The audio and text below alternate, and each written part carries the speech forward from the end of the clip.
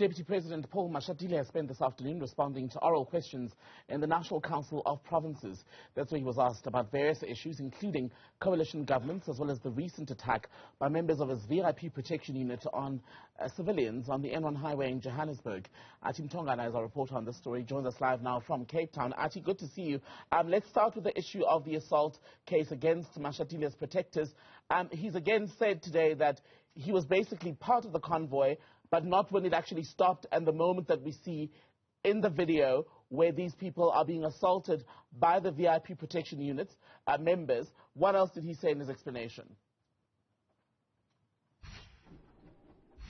A very good evening to you, Tembekile. Well, there's nothing new that the Deputy President Paul Mashatile has said in the matter surrounding the VIP protection services, a matter that is currently before the courts. That's what he told the NCOP, saying it's sub judice and he can't go into the details because some of the MPs were saying that their questions are not necessarily around the details that are dealt with in court, but they are looking at issues surrounding whether or not the VIP presidential protection services personnel is trained on how to deal with civilians. But of course, as I said, he mentioned nothing new. He said he was at home during that incident. In fact, let's listen to what he had to say. Now, I want to confirm that, Honorable Chairperson, that indeed it is true that I was not there because the cars that carry the President and the Deputy President don't stop for anything. I'm sure members know that. We don't even stop in a red robot. So it would have been very strange if my car had stopped there and I'm busy watching what is happening. It would have been very strange. So when I became aware of this incident, I was actually home already because the car doesn't stop. So you don't see what's happening.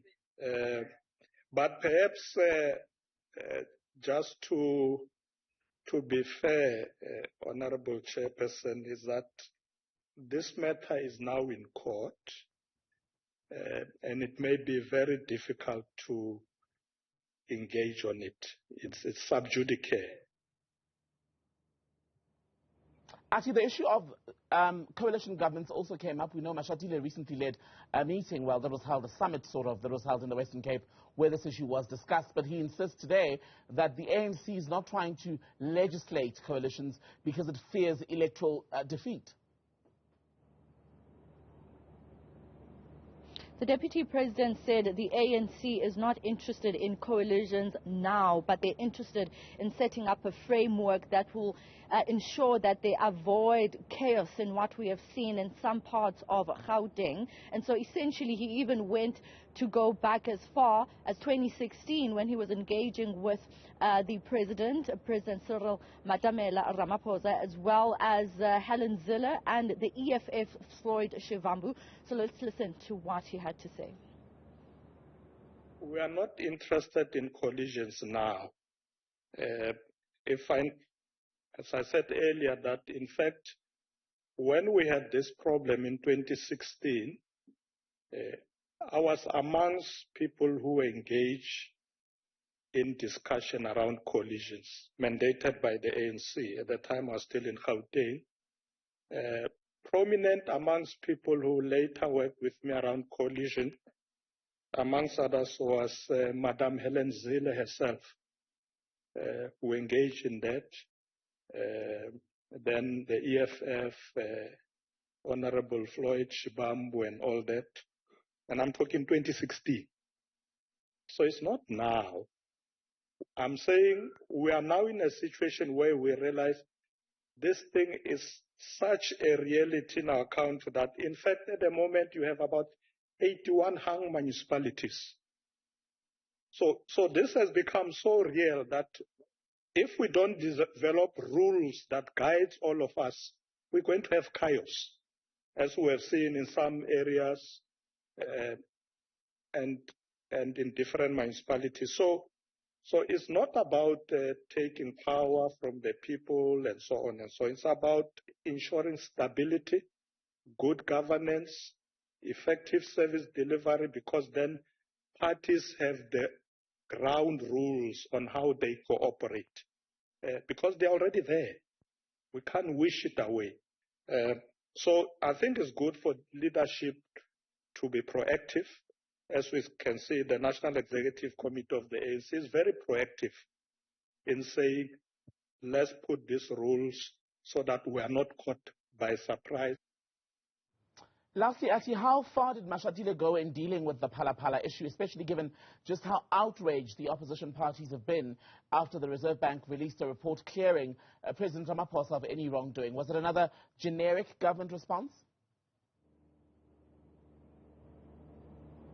Well, the Deputy President was very clear in that the Palapa matter has been concluded in Parliament, saying that in as much as some members of the opposition parties might be unhappy about the outcomes, but this is the case. It has been closed. The voting was done sometime last year. In fact, we're going back again at the City Hall on Monday to vote on a different matter. We're going to watch the developments there when MPs deliberate on the report of the Section 194, which recommends the removal of Advocate Busisiwe Mkhwebane as a public protector of South Africa. In fact, the NAPC has decided that they will not deal with these two reports together, and that being the other report by the Ad hoc committee, which recommends the appointment of Advocate Koleka Galega as the new public protector. They've decided to move that up onto the 21st of September.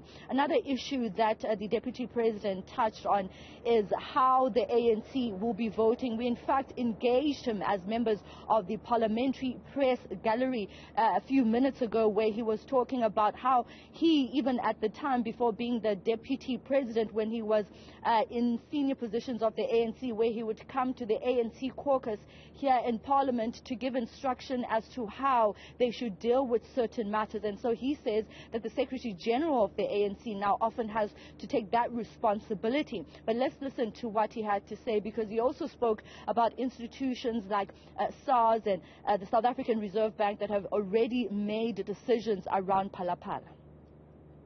Let me once again state that this government and our President, President Cyril Ramaphosa, have committed to be subjected to all processes by our Constitution and the laws of the country. Chairperson, we further emphasize that state and law enforcement agencies must be allowed and be given enough space to complete their work without undue pressure or any form of interference. Deputy President Paul Mashatile answering questions of the National Council of Provinces today. Athi Mtongana reporting from outside Parliament.